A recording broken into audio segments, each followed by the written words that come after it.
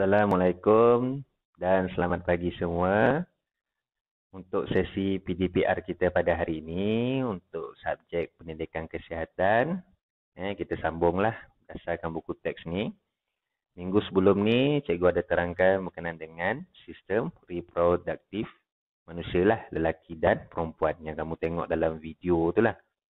Jadi hari ini, kita sambung berkenaan dengan kitaran head. Jadi bila dengar head ni dah tahulah, memang orang perempuan yang mengalaminya lah yang ada masalah ni. Tetapi yang lelaki pun kena tahu dan faham macam mana kitaran head ni berlaku. Jadi boleh tengok kat sini, kitaran head adalah tempoh berlakunya head yang pertama hingga head yang seterusnya. Kitaran head ini dikira bermula dari hari pertama datangnya head hingga hari head yang seterusnya. Perenggan ni ada maklumat penting kat sini. Dia kata sebagai contoh, kitaran head Lisa ialah 28 hari. Ini secara purata lah. Seorang perempuan mengalami kitaran head selama 28 hari. Hari pertama head dikira apabila Lisa mula mengalami head. Hari pertama head itu datang, itu kira hari yang pertama. Head akan berlaku selama lebih kurang 7 hari. Selepas itu, Lisa akan memasuki fasa pembaikan, fasa subur dan akhirnya fasa perahid. Ketiga-tiga fasa ini akan mengambil masa lebih kurang 21 hari.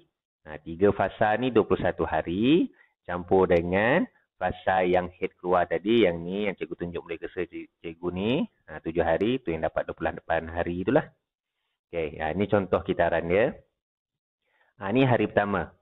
Hari dia datang head. Hari inilah yang keluar darah kotor tu, yang orang perempuan dia tak boleh semayang lah waktu ni tu.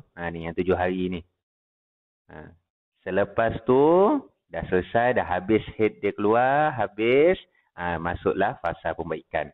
Ada 1, 2, 3, 4 hari fasa pembaikan. Seterusnya fasa subuh.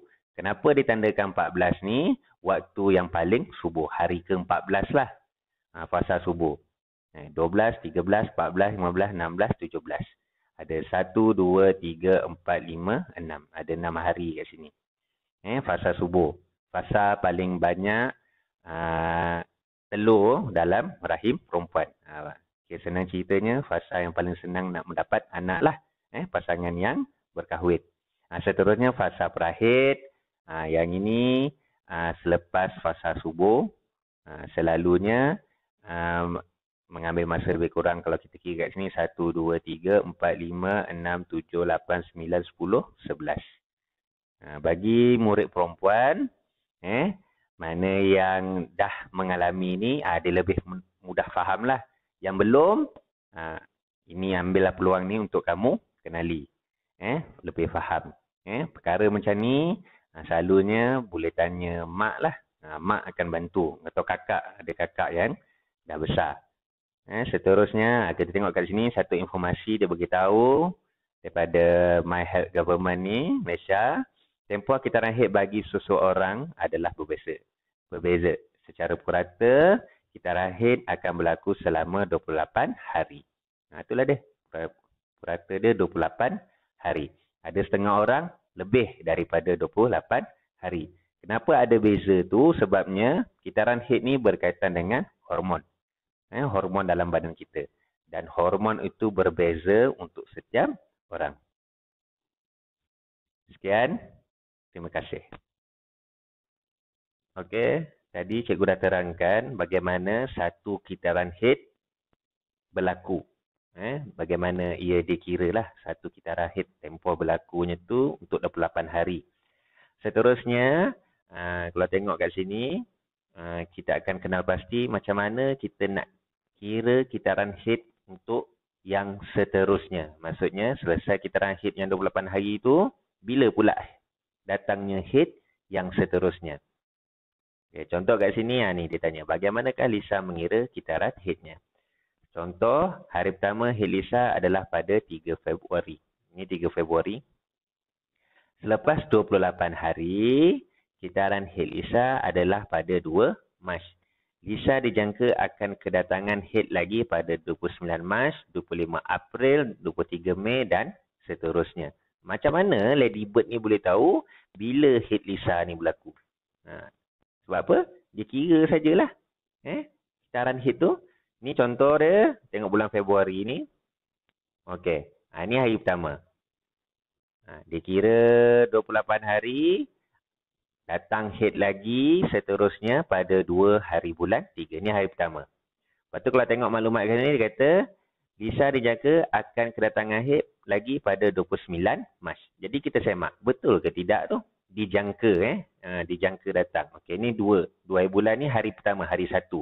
Tempoh kitaran head adalah 28 hari. Jadi kita kira mula pada nombor 2 ni 1, 2, 3, 4, 5, 6, 7, 8, 9, 10, 11, 12, 13, 14, 15, 16, 17, 18, 19, 20, 21, 22, 23, 24, 25, 26, 27, 28 hari. Sebab tu Lady Bird ni dia dah tahulah 29 bulan 3 nanti dia akan datang head seterusnya.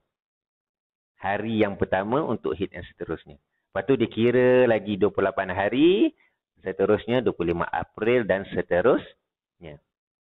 Okey, kenapa kita kira kitaran head ni penting untuk kita kira?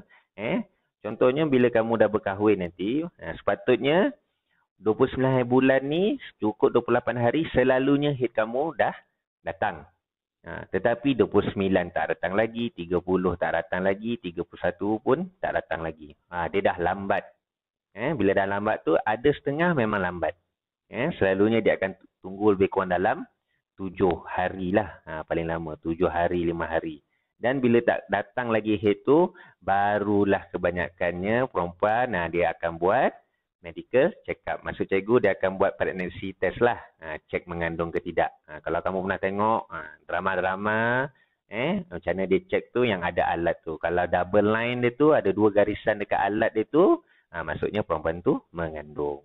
Tu pentingnya kitaran head ni. Okey. Tengok yang kotak putih ni. Apakah kepentingan mengira kitaran head? Dapat mengesan masalah kesihatan dan merujuk doktor sekiranya kitaran head terlalu cepat atau terlalu lambat dari tempoh kebiasaannya. Tu kena cek sebab macam tadi aku cakap tadi, head ni dia melibatkan hormon dalam badan. Bila hormon, kesihatan badan lah. Yang kedua, tempoh kedatangan head melebihi 15 hari. Darah tu keluar lebih lama darah tu keluar. Tu maksudnya ada masalah kesihatan. Seterusnya, head tidak berlaku. Head tak berlaku ni pentinglah macam cikgu cakap tadi, head tak datang. Patut datang tapi tak datang. Bila tak datang tu, tu yang kita kena buat cek, kena buat pemeriksaan lah. Yang kedua, kenapa dia penting juga? Supaya dapat merancang kehamilan selepas perkahwinan. Itulah tujuan asal dia. Supaya kamu dapat rancang lah. Dah kahwin. Semua orang dah kahwin nak mendapatkan zuriat. Jadi dia dah boleh rancang bila waktu sesuai untuk dia mendapat zuriat. Okey, itu saja sesi PDPR kita untuk kali ini berkenaan dengan kitaran head. Jadi selepas kamu tonton video ni, minta kamu semua tiada latihan, cumanya harapan cikgu, kamu keluarkan buku tulis pendidikan kesihatan. Memang cikgu akan suruh lah. Selalu kat sekolah pun dah ada satu buku pendidikan kesihatan. Keluarkan buku kamu, tulis hari dan tarikh seperti biasa. Dan cikgu mahu kamu buatlah jadual ni. Jadi kamu tengok pada video ni, kamu tekanlah pause. Lepas tu kamu tengoklah dan kamu lukis. Ikut sama macam jadual ni supaya kamu lebih faham dan paling penting sekali, ingat. Okey, itu saja daripada cikgu untuk hari ini. Sekian, terima kasih dan stay safe.